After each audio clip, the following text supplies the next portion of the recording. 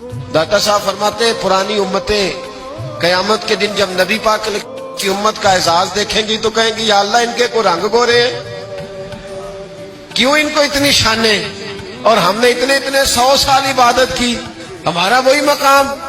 तो रब करीम फरमाएगा चलो आओ एक तजर्बा कर लेते, तजर्बा कर लेते। तो बंदे कहेंगे मौला कर लो। तो रब करीम फरमाएगा महबूब अलैहिस्सलाम की उम्मत के औलिया भी आएंगे, पुरानी उम्मतें भी आएंगी।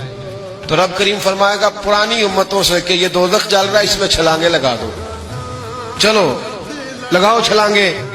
तो कहेंगे या अल्लाह बात तो तेरी ठीक है पर दोज़ख भी तो है ना, अब तू दोज़ख में ही छलांग लगवा रहा है। तो रब करीम फरमाएगा चलो ठीक है तुमने सही कहा, अब उम्मत मुस्तफा से कहा जाएगा।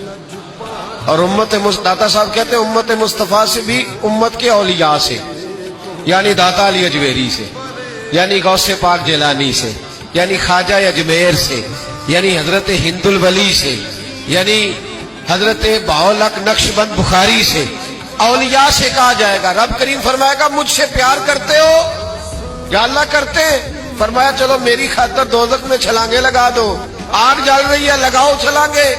जब वो लोग छलांग लगा के अंदर जाएंगे ना, तो जिस तरह हजरत इब्राहिम गए तो आग में थे, पर अंदर गए थे तो गुलजार बनी हुई थी।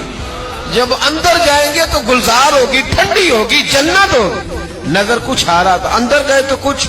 अब रब करीम उनसे पूछेगा बताओ इनका दर्जा बनता है कि नहीं बनता? इसका मतलब है बेहतरीन रिजल्ट उसे मिलता है जो रब करीम की रजा पे राजी हो जाता है।